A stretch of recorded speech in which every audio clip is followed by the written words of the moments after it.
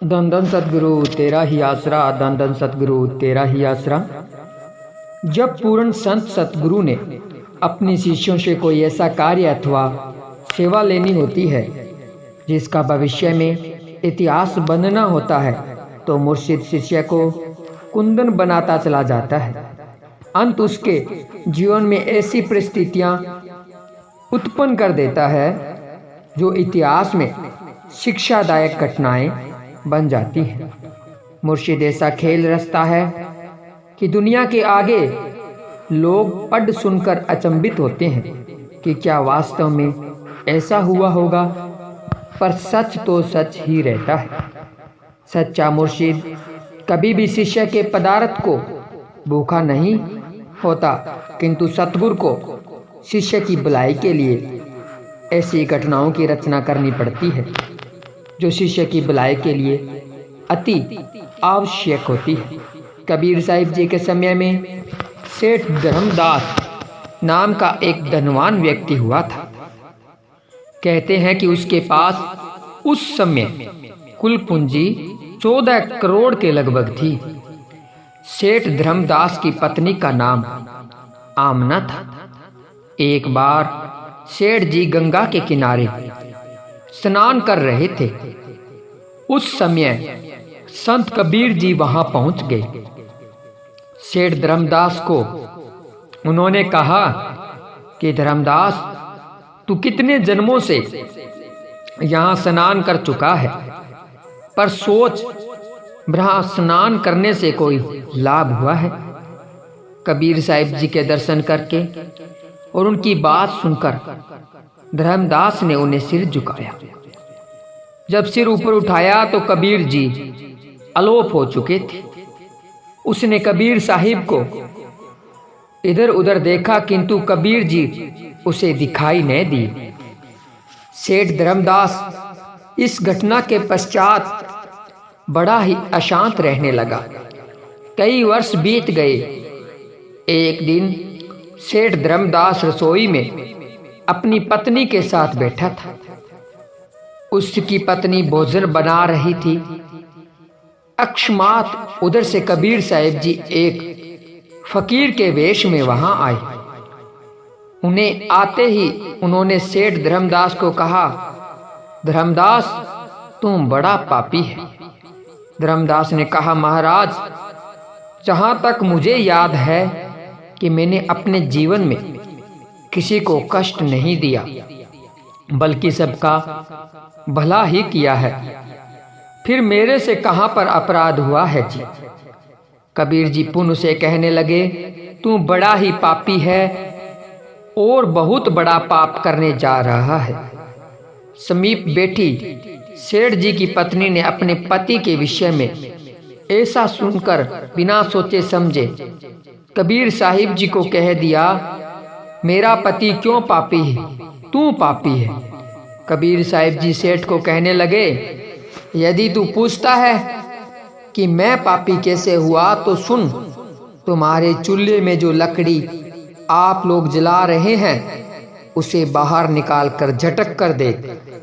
जब उसने लकड़ी बाहर निकाली और पिछले भाग को धरती पर पटका, तो बारीक बारीक सहस्त्रों चींटियां झुंड धरती पर गिर गए।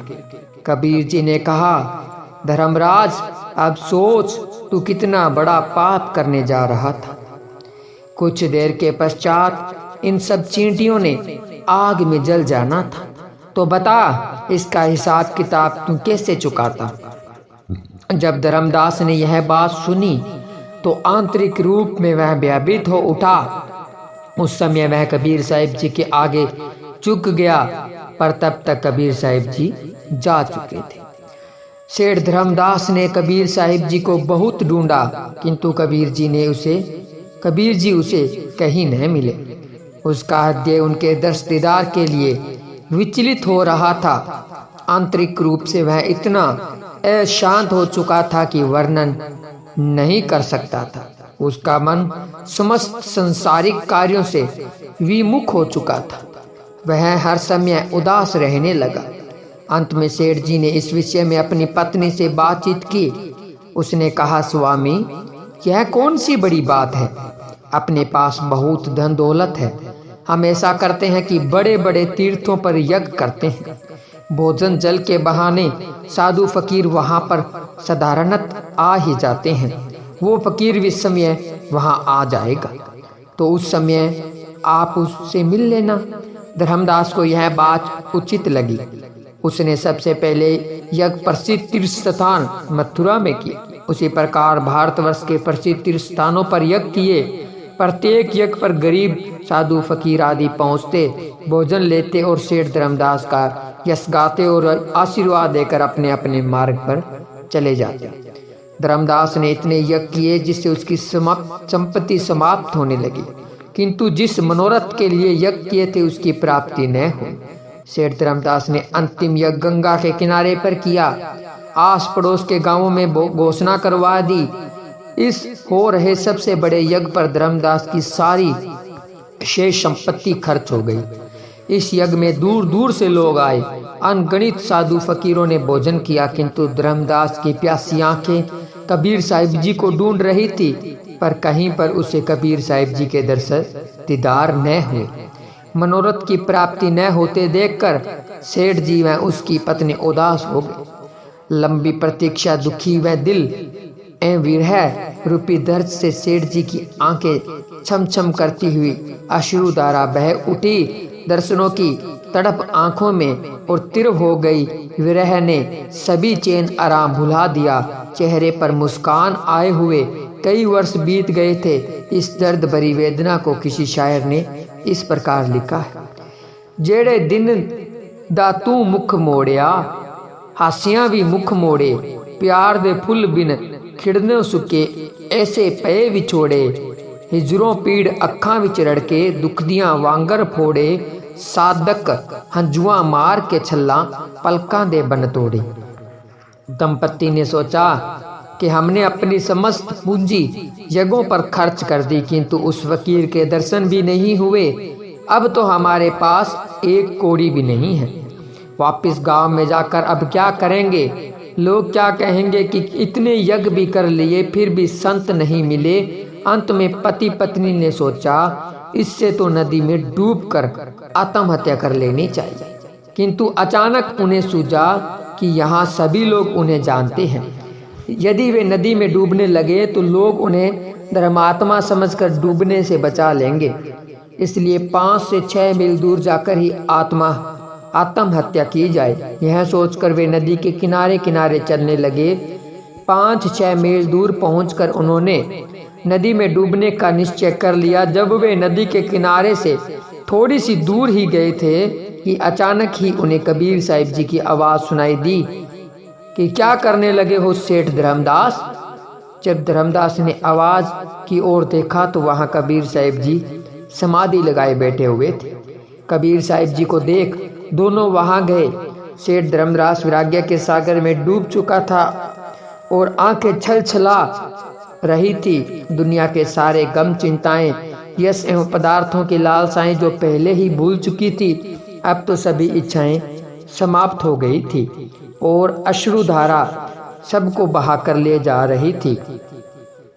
सदरां दे चाह सारे नैणा विच घुल गए, भुला दिंदे निज दा वकार एह अथरू, तेरी याद वाला जदों जोर पिया दिल उते, पलकां दे बन तोड़ आ गए ने अथरू।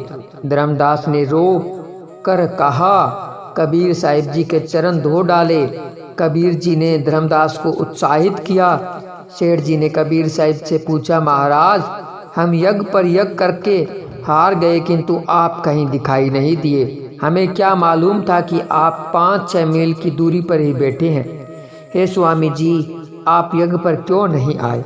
यह सुनकर कबीर जी ने कहा, यदि हम आपके अंतिम यज्ञ पर पहुंच जाते तो आपकी पत्नी ने अवश्य कहना था, देखो मैंने कहा था ना कि वह साधु भोजन के लिए यज्ञ में अवश्य आएगा।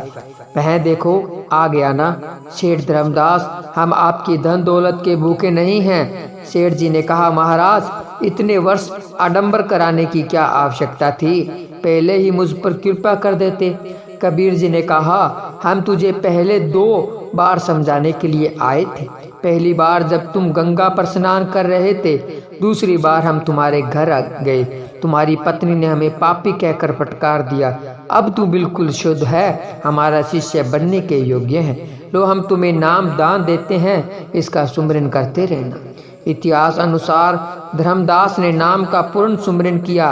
कबीर साहिब जी ने अपने अंतिम समय में अपने प्रिय शिष्य सेठ धर्मदास को अपना इलाही प्रेम बख्शा और आज्ञा दी कि आप हमारी गद्दी पर बैठकर दुनिया को नाम का सुमिरन कराओ। इस प्रकार सिद्ध होता है कि पूर्ण सच्चा सतगुरु किसी के माल पदार्थों का भूखा नहीं होता। यदि वह शिष्य के जीवन के उदाहरण के योग्य परिस्थितियां उत्पन्न करता है तो उसमें भी मुर्शिद का बहुत बड़ा रहस्य छुपा होता है। सतगुरु ने उस शिष्य से बहुत बड़ा काम लेना होता है।